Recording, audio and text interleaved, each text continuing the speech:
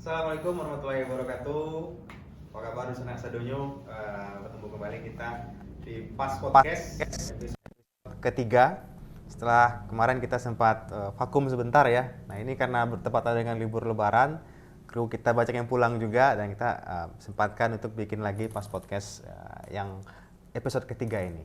Dan teman-teman bisa lihat di sebelah kiri saya bintang tamu kita malam hari ini adalah Genta Haramain. Genta, apa kabar Gen? Alhamdulillah, Ki. Sehat ya? Alhamdulillah. Alhamdulillah. Jadi teman-teman pasti udah familiar ya sama nama Genta Haramain gitu. Jadi Genta Haramain ini sedikit perkenalan. Beliau ini adalah seniman asli dari Lubuk Sekaping, Pasaman. Nah, karya seni beliau ini mungkin kalau teman-teman type di YouTube itu udah banyak banget ya. Genta ini bikin musik, bikin scoring untuk film juga, bikin komposisi musik juga untuk artis-artis atau musisi-musisi. Juga dia juga bikin desain, juga bikin apa lagi Gen? Banyak video editing juga dan berbagai macam keahlian lainnya yang dimiliki oleh Genta gitu. Dan jangan lupa beliau ini juga saat ini sekarang menjabat sebagai dosen juga ya Gen ya. Dosen di Sekolah Tinggi Agama Islam, Lubuk Sekaping. Lubuk Sekaping. Nah, ini kita ingin mencari inspirasi ya dari Genta ya. Boleh kan? Silahkan, apapun.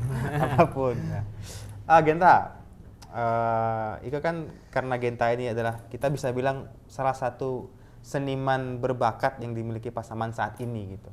Nah, kalau kita kembalikan lagi ya ke tahun-tahun sebelumnya ini, sebelum Genta bisa jadi musisi kayak gini itu apa? Apakah dari ada pengaruh keluarga dulu sebab kecintaan musiknya tumbuh tuh kayak gimana? Jadi pertama halo teman-teman podcast. Pas Podcast. Pas Podcast ya. Yeah. Pas Podcast. Salam kenal, saya Genta Haramain. Jadi kalau nggak kenal dulu ya nggak asik gitu kan. Asik, jadi betul. Kalau dibilang gitu kan perjalanan karirnya itu dimulai dari keluarga gitu. Oh iya. Dari keluarga Ki.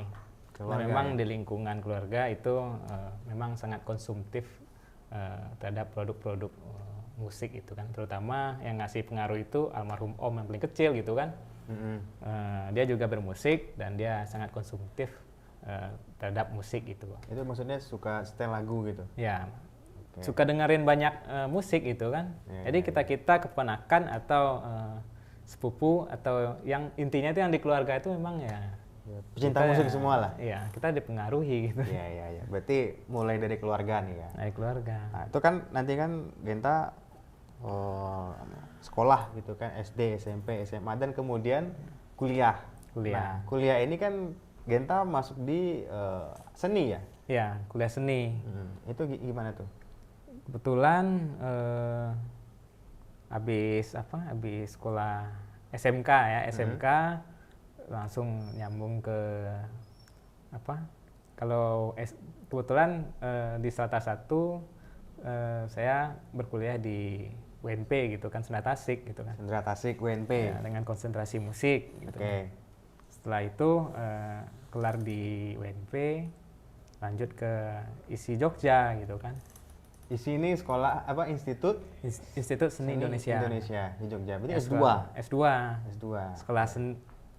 Sekolah seni yang paling tua di Indonesia gitu. Oh, itu tertua ya? Tertua itu. Oh. Yogyakarta. Di Jogja itu. Wah, ngeri. Berarti S2-nya langsung ke sekolah seni paling tua di Indonesia gitu. Iya. Nah, berarti kan Genta selain tadi dapat ada pengaruh dari keluarga, terus juga pastinya masa remajanya pasti dilibatkan dengan belajar instrumen kan pastinya. Yeah. Ya. Terus juga didukung oleh pendidikan, ya kan, di S1 sama S2 musik. Nah, menurut Genta ya, yang orang yang seperti Genta yang ngambil pendidikan musik dengan orang yang mungkin otodidak belajar musik sendiri tanpa ada pendidikan akademis lah gitu ya. Itu menurut Genta gimana nanti outputnya atau hasilnya bedanya di mana nanti? Kalau kita bicara kreativitas itu kan hubungannya output itu kan di lapangan. Jadi kalau kita bandingkan ya nggak bisa dibandingkan karena memang baik itu otodidak, baik itu akademis itu hanya masalah cara kita mendapatkannya, gitu. Mendapatkan pengetahuan wawasan gitu. Namun kalau kita di akademisi Untuk kita berkuliah di sana, ya kita dimudahkan di beberapa hal gitu. Termasuk Ya. pertama itu teori. Nah, namun kalau lapangan tetap kita menimba ilmu itu di luar gitu kan. Ya, ya. Itu hanya masalah cara saja, how to-nya gitu kan. Cara Ya, ya. mendapatkan wawasannya, Berarti intinya kreativitas ya. kreativitas. Jadi walaupun mungkin teman-teman di sini ada yang tidak dapat kesempatan untuk sekolah musik atau kuliah musik, itu nggak perlu berkecil hati juga ya, karena Enggak. sebenarnya semuanya berawal dari kreativitas tadi Iya. gitu ya. Kreativitas untuk mungkin menciptakan musik Iya. atau apapun lah gitu. Kemauan lah gitu Kemauan kan. gitu Nah untuk- memang banyak juga yang memang nggak sekolah formal gitu, nggak akademisi musik, memang berhasil di musik, di seni juga sangat banyak juga gitu kan. Ya. Ini Ya, sangat ya. banyak gitu. Ya, Jadi ya, ya. itu masalah cara mendapatkan ilmu wawasannya aja gitu. Oke. Nah, ini kan setelah Genta kuliah tadi ya, kuliah dari S1, S2 di musik gitu ya. Kan setelah tamat, kita kan berkarirnya di dunia kreatif berarti ya, terutama di musik ini ya. Kalau kita lihat di Instagramnya Genta teman-teman ya, mungkin teman-teman bisa cek Instagramnya Genta, itu kan bio-nya wah luar biasa, komposer, scoring juga ya, terus apa tadi, lecturer juga. Nah, terkhusus yang di dunia kreatif ini Gen, di musik tadi, itu gimana menurut Genta? Mungkin kalau ada teman-teman yang ingin berkarya juga seperti Genta, itu gimana sih supaya akhirnya kita dapat klien, supaya orang tahu, wah ada loh Genta ini bisa bikin musik, bisa bikin scoring, itu gimana trik and tips-nya gitu? Ya memang kalau tip tepatnya itu adalah tipsnya ya. Ya, Ya tipsnya ya kalau kita mempunyai kemauan untuk bikin karya ya bikin gitu kan. Dibikin dan dipublish gitu kan. Kalau kita mau belajar sumbernya banyak gitu kan. Ada YouTube gitu kan. ya, Buku-buku PDF juga banyak gitu kan. Jadi kalau keterbatasan, kalau saya rasa sangat banyak jalannya yang bisa kita pilih untuk kita mendapatkan pengetahuan dan memang mendapatkan ilmunya gitu. ya. Namun yang menjadi tantangannya adalah kreativitas. Balik lagi ke kreativitas. Kreativitas. Ya.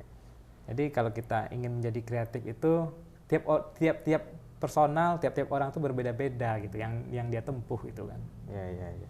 Karena kan mungkin banyak orang bilang, wah mungkin Genta privilege gitu. Dia bisa sekolah di seni, dia bisa punya instrumen banyak, toolsnya juga banyak gitu kan. Tapi kan mungkin itu bukan semata-mata di situ kan ya. Balik lagi ke kreativitas gitu ya. Dan misalnya kita udah bikin musik nih, Ya. itu gimana kita publish portofolionya itu lewat mana paling bagus tuh, paling Kalau efektif? saya pribadi lihat YouTube gitu. YouTube ya. Di YouTube bisa interaksi, dari YouTube nanti yang akan menggiring kita ke entah itu ke Instagram, entah itu nanti ke kontak yang kita taruh di bio gitu kan. Ya. Ya, ini kalau teman-teman, kalau kawan-kawan mungkin bisa cek YouTube ya. Itu ada satu karyanya Genta tuh yang menurut saya paling viral lah. Itu yang namanya Son of Pasaman ya Gen ya. Ya, Son of Pasaman. Son of Pasaman itu kayak musik back sound gitu ya. Lebih tepat itu instrumental. Instrumental. Ya. Oke. Cuman dedikasinya untuk ilustrasi lah, gitu, yang bisa dinikmati dan bisa digunakan oleh teman-teman juga untuk sebagai latar dari ilustrasi, entah itu dia bikin visual nanti, entah itu apa gitu. Oke. Dan itu kalau kita cek komen-komenannya di YouTube, kayaknya yang komen tuh dinas-dinas semua ya.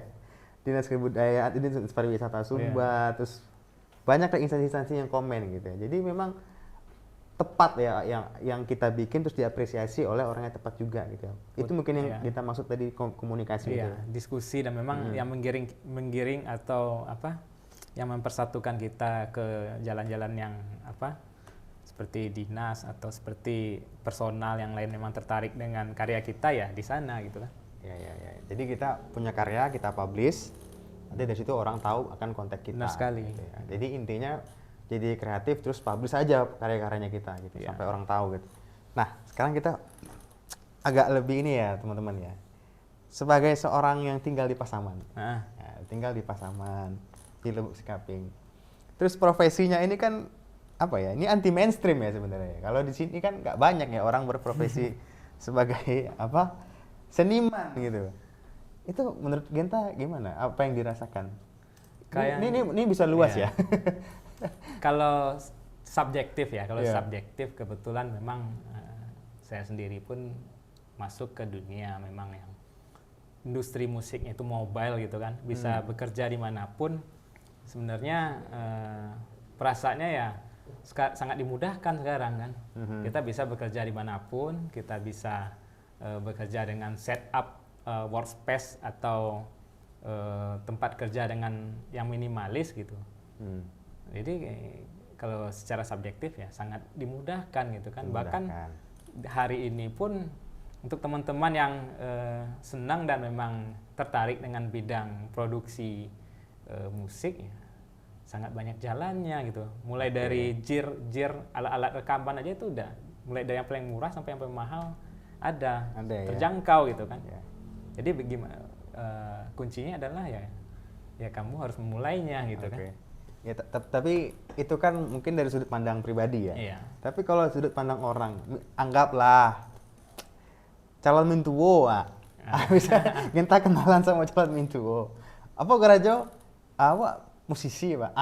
Itu Mbak mungkin Genta karena udah berkeluarga juga ya. Iya. Itu gimana tanggapan orang di Pasaman ini? Kalau di Pasaman kan secara stigma teman-teman masyarakat seni kan belum tahu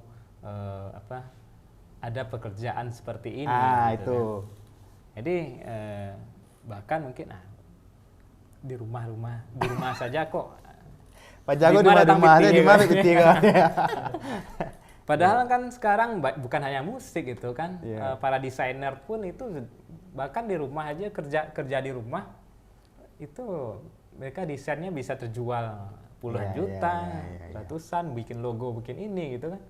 Jadi kalau kita melihat di zaman ini memang sangat luas gitu kan. Namun kalau kita di daerah stigmanya memang masih belum berkembang seperti itu. Karena masih ini ngangguran ini. Ngangguran kok nggak pernah pakai seragam gitu. Nggak pernah pakai seragam gitu. Jadi kalau menurut pribadi itu akan bergeser gitu kan dengan berkembangnya teknologi, masa pun berganti gitu kan, itu akan budaya kita di sini pun akan bergeser gitu. Lama-lama orang akan appreciate lah ya. Lama-lama orang tahu gitu kan. Itu memang kerjaannya memang itu ini kan. Desainer, bikin musik, terus banyak lah gitu kan yang kerjanya di rumah. Kalau kita di kota, anak muda sekarang kan bahkan bekerja di rumah yang banyak. Berjualan aja di rumah sekarang. Betul, live gitu ya. Tapi secara ekonomi, menurut Genta, prospek orang yang bekerja di industri kreatif, terutama bikin komposisi musik kayak Genta ini, kira-kira ke depannya? Kedepannya, bahkan dari sekarang ini saja sudah menjanjikan. Menjanjikan. Ya. Nah memang pertama dengan persaingan yang sangat tinggi gitu kan kalau di kota. Kalau kita di daerah itu memang peluangnya sangat besar gitu kan. Karena lawannya belum banyak juga ya di sini. Karena memang peluangnya luas gitu. Luas ya. Semuanya itu sudah berkumpul di Jakarta, berkumpul di Jawa, kota-kota besar lah. Kota besar gitu. Di daerah masih belum berapa gitu kan. Jadi kalau misalnya teman-teman ada yang berminat juga sangat ini ya. Silahkan saja. Ngulik gitu kan, ngulik cari referensi, cari ilmu dan banyak lah gitu. Oke. Berarti itu kawan-kawan ya.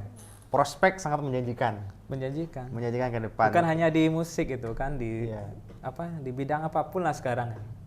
Karena memang kita sudah hidup di era industri. Berapa sekarang? 4.0. 5.0 lah kan. 5.0 sekarang. Nah, jadi kita pun harus siap gitu kan. Terus bicara ini ya, balik lagi tadi ya, musisi yang tinggal di daerah nih. Genta. Karena memang lagi di daerah kan, hidup di daerah. Musisi yang menepi lah istilahnya. Kalau musisi kan tuh kebanyakan ingin ke kota, ya kan. Tapi Genta tuh memilih menepi gitu. Mungkin Genta punya keresahan yang mungkin misalnya kalau ada ini sebetulnya mungkin karya saya bisa lebih bagus, atau pokoknya ini kayaknya menghalangi saya berkarya, itu ada nggak?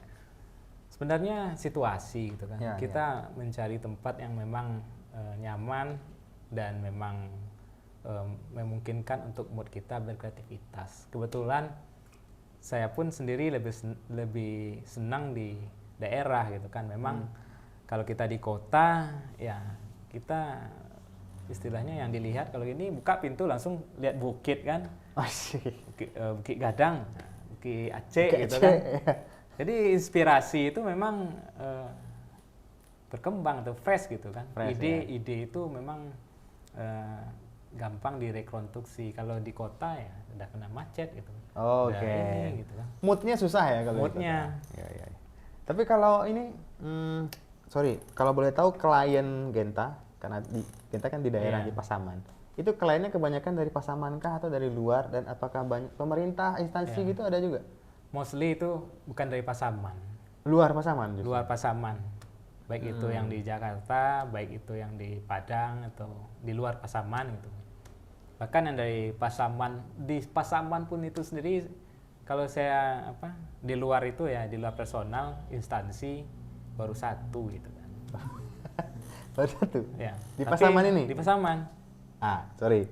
Menurut Genta itu kenapa? Maksudnya apakah memang pemerintah atau apalah ya instansi gitu di Pasaman ini belum memandang serius untuk industri kreatif seperti ini, atau ada hal-hal yang lain?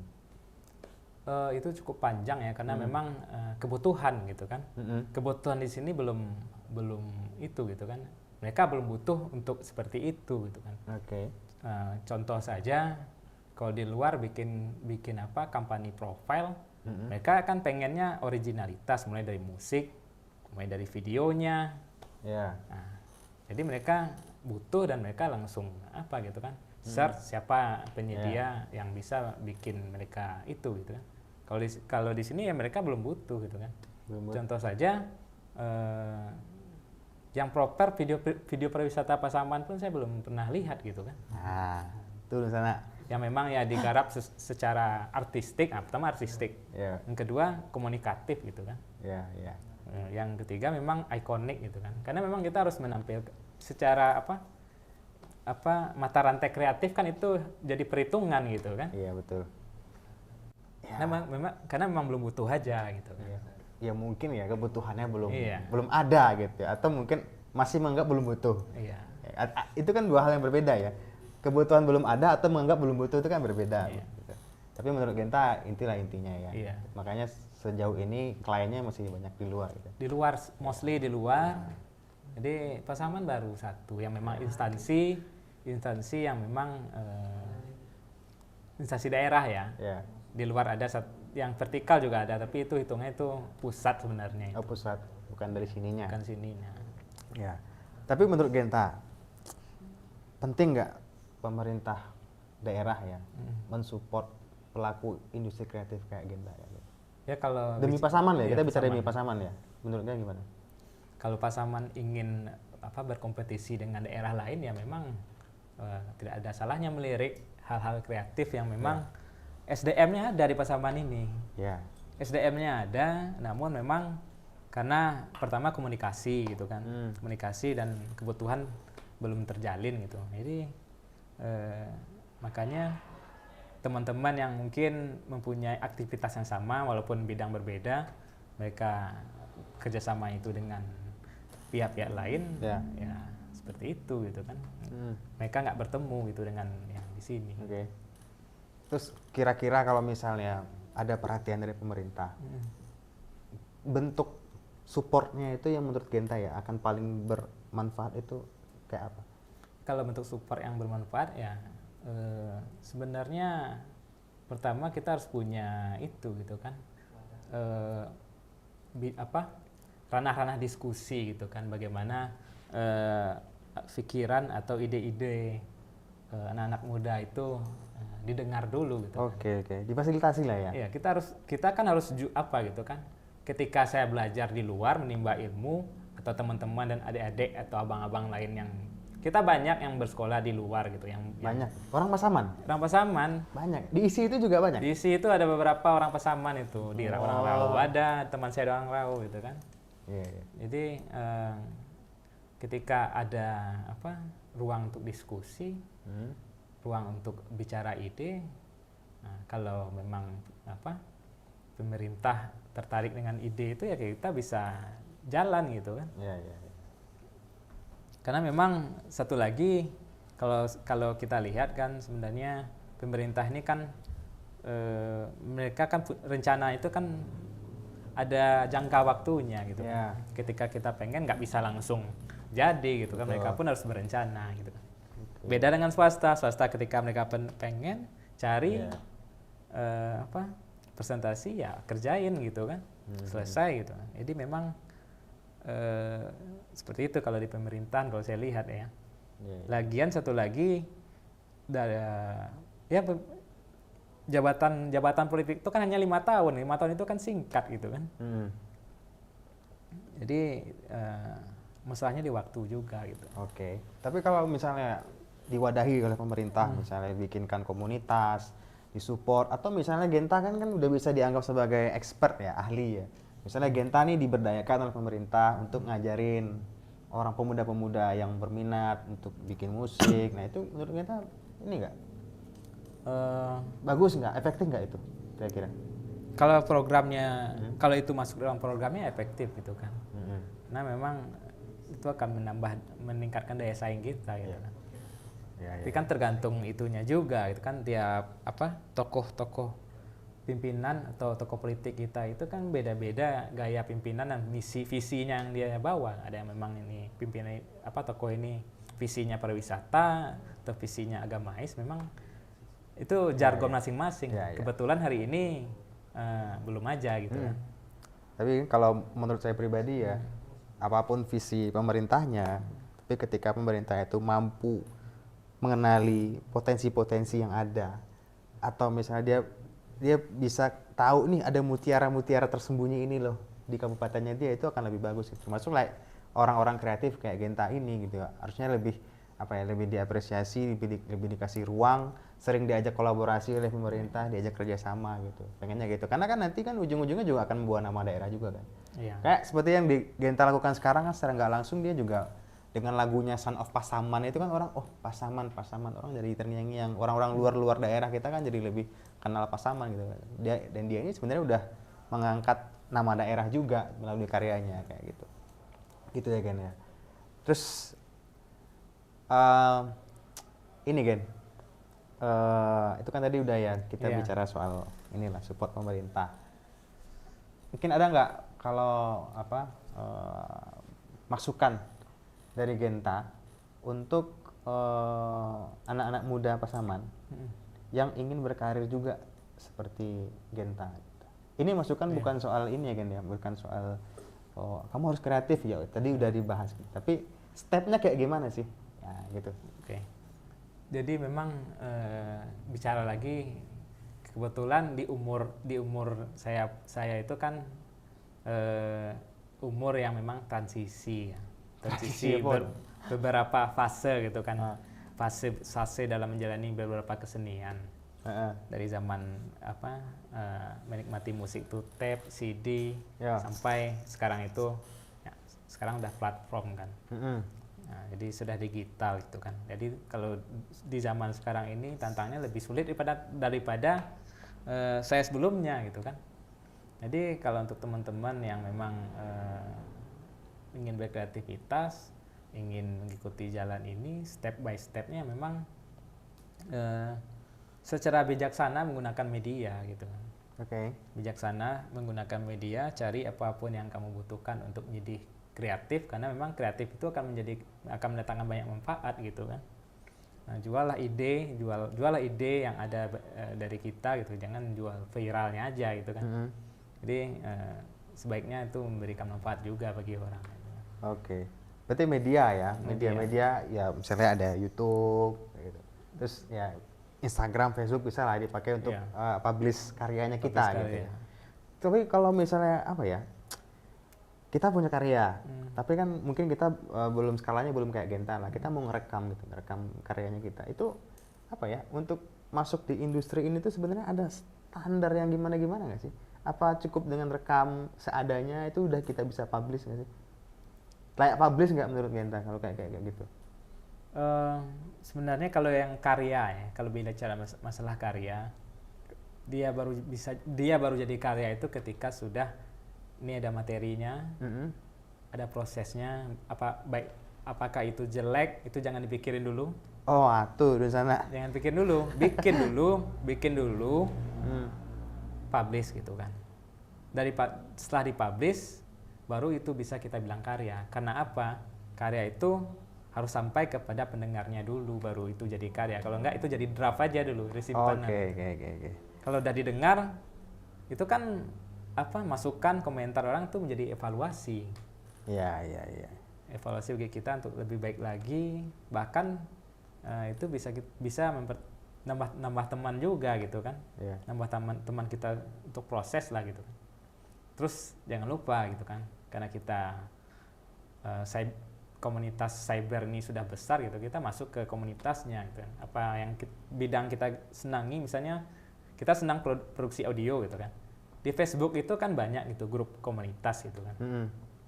Komunitas recording kayak itu, semua komunitas ada itu di Facebook ya, di WA itu. Kita jadikan itu intinya media tadi gitu kan. Jadikan itu untuk media pembelajaran ya. Jadi gitu. mungkin yang pertama nggak usah minder ya, nggak usah mikir gue rancak tuh purwa gitu kan, nggak usah ya. Yang penting gue aja dulu publish lo gitu kan, beko dari komen orang itu jadi bahan evaluasi gitu. Dan yang kedua gabung komunitas gitu. Gabung komunitas itu di Facebook, di mana-mana udah banyak komunitas sekarang gitu. Gabung grup WA pun banyak gitu. Banyak ya. Oke. Nah, dari sekian banyak tadi Genta kan musik iya, kompos iya, scoring iya. Yang paling prospektif ke depan menurut Genta tuh yang mana? Bidang apa nih? Kalau dibilang paling itu nggak bisa gitu. Nggak bisa? Semuanya punya masyarakat penyangganya sendiri. Oke. Karena kita bukan di zaman 10 tahun yang lalu gitu kan, seperti musik zaman boyband semuanya kan. Oke. Zaman band Melayu semuanya. Kalau sekarang itu apapun jenis musiknya, apapun karyanya itu semuanya ada penikmatnya. Oke. Sekarang aja buka Spotify, mau dengar segmentasi para apresiator itu sangat luas sekarang. Jadi apapun bisa mempunyai peluang yang besar sekarang kalau menurut saya. Berarti itu bicara genre ya? Genre apapun lah seninya itu. Itu contoh di musik gitu. Oke.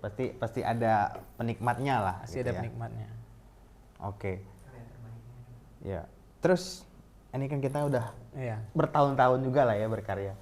Sejauh ini yang menurut Genta karya terbaik Genta apa? Kalau masalah karya terbaik, berarti kalau sudah ada yang terbaik saya berhenti berkarya. Oi, jawaban bijak sana. Kok Ira Minang? Berarti saya belum saya masih terus belajar, berproses, selalu bikin gitu kan. Selalu bikin karya, jadi untuk selalu menjadi baik dan baik lagi gitu kan. Oke.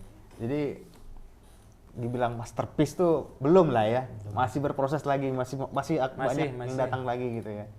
Masih senang ngulik lah gitu. Senang ngulik. Ya. Jadi sehari-hari apa sekarang? Ngulik atau lebih banyak bikin kayak gini? Bikin itu sembari ngulik. Sembari ngulik ya. Sembari ngulik, karena memang ibarat kata bikin musik itu sama kayak bikin, atau kita ambil lah contoh lainnya, bikin novel atau tulisan lah gitu. Dari satu kata menjadi rangkaian kata itu kan. Dari rangkaian kata jadi paragraf. Musik pun seperti itu. Gitu, dari beberapa untaian melodi jadi bagian musik, jadi musik secara utuh gitu kan, secara panjang. Iya. Oke. Jadi sejago apapun tetap pasti ngulik-ngulik lagi. Ngulik lah. Tetap ngulik lagi. Ide kan soalnya. Ide kan. Karena itu kreativitas juga. Gitu. Iya.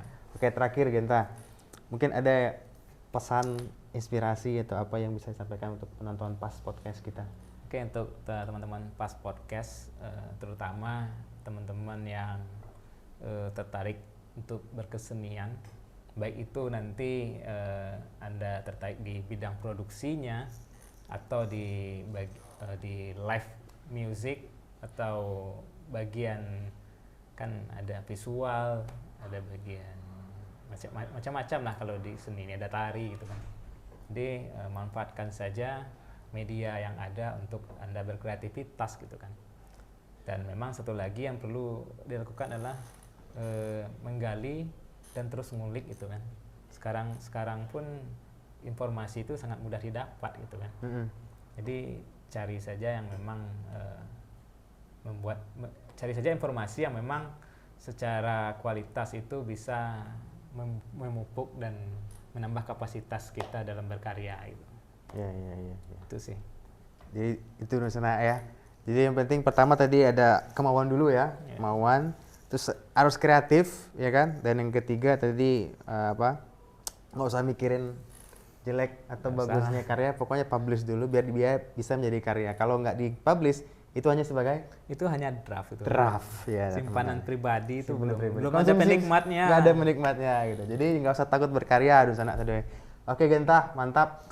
Terima kasih banyak atas inspirasinya. Mudah-mudahan selalu sukses, makin besar ininya portofolionya dan bisa jadi kebanggaan untuk Kabupaten Pasaman dan Lubuk Sekaping khususnya. Gitu kan ya. Amin. Oke, Nusana, sekian dulu Pas Podcast kita. Mudah-mudahan nanti kita bisa ketemu lagi di Pas Podcast edisi keempat dan mudah-mudahan pembicaraan kita dengan Genta ini dapat memberikan inspirasi dan ilmu yang bermanfaat bagi Nusana sadanya. Demikian, saya Diki Abdul Ghani. Wassalamualaikum warahmatullahi wabarakatuh. Salam. Oke. Barang ini ya Bang.